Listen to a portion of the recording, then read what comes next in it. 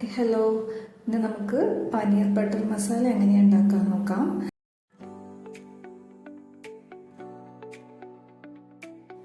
ഒരു മിക്സിയുടെ ജാർ എടുക്കുക. അതിലേക്ക് തക്കാളി, ഇഞ്ചി, വെളുത്തുള്ളി, മുളക് പൊടി, മഞ്ഞൾപ്പൊടി, ജീരകത്തിൻ്റെ പൊടി, പിന്നെ കുറച്ച് ഗരം മസാല, ഒരു 4-5 കശുവണ്ടി പരിപ്പ്. ഇത് നന്നായി ഗ്രൈൻഡ് ചെയ്ത് വയ്ക്കുക. ഇനി നമുക്ക് വേണ്ടത് 2 സബോള നന്നായി കുനുകുനാന്നിങ്ങനെ അരിഞ്ഞെടുക്കണേ. നല്ല ഫൈനായിട്ടായിരിക്കണം. ശരിക്കും അരച്ചിട്ടൊക്കെയാണ് ചേർക്കുക. ഞാൻ അങ്ങനെ ചെയ്യുന്നില്ല.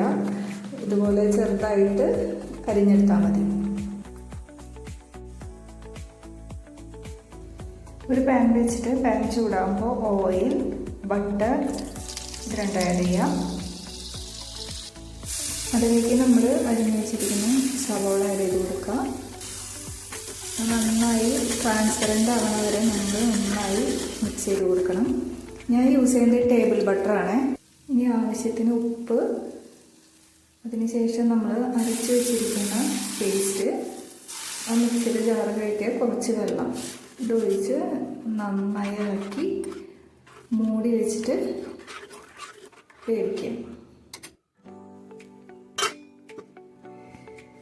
ആ ഗ്രേവിയുടെ പച്ചമണമൊക്കെ മാറി നന്നായി എണ്ണ തെളിഞ്ഞ് വരുന്ന ഭാഗമാകുമ്പോൾ ക്യൂബാക്കി വെച്ചിരിക്കുന്ന പനീർ ആഡ് ചെയ്ത് കൊടുക്കാം.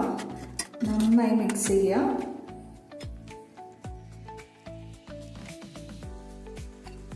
ഉപ്പ് പോരാൻ വേണമെങ്കിൽ കുറച്ച് ഉപ്പ് ആഡ് ചെയ്ത് കൊടുക്കണേ.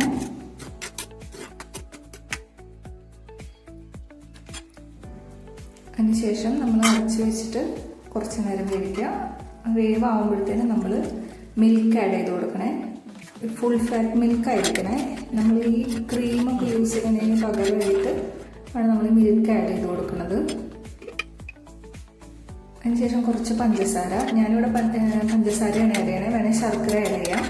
എന്നിട്ട് നന്നായി മിക്സ് ചെയ്യാം.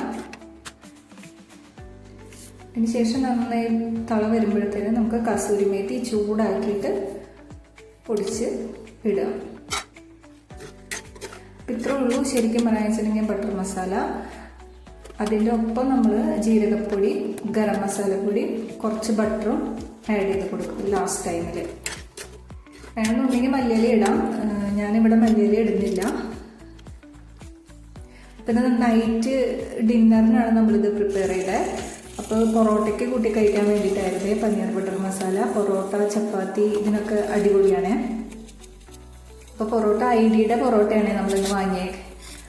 അപ്പോൾ ഐഡിയുടെ പൊറോട്ട ഒന്ന് ജസ്റ്റ് ചൂടാക്കുക, ഓയിലൊക്കെ തടവി. അതിന് ശേഷം ഇതുപോലെ അവിടെ നന്നായി അടിച്ചെടുക്കുക. സൂപ്പറാണ് പൊറോട്ടയും പനീറും. വെജിറ്റേറിയൻസിനൊക്കെ അടിപൊളിയാണ്. പിറ്റേ ദിവസം ഞാൻ ഈ കറി കുറച്ച് മാറ്റി വെച്ചിട്ടുണ്ടായിരുന്നേ ഫ്രിഡ്ജിൽ. അത് പിറ്റേ ദിവസം ചൂടാക്കിയിട്ട് മോൾക്ക് ദോശയുടെ ഒപ്പം, ഗോതമ്പ് ദോശയുടെ ഒപ്പം ഞാൻ ഈ പനീർ കറി വെച്ച് ലഞ്ചൊക്കെ സെറ്റാക്കി കൊടുത്തേ. എല്ലാവരും ട്രൈ ചെയ്ത് നോക്കണേ. ടാറ്റാ.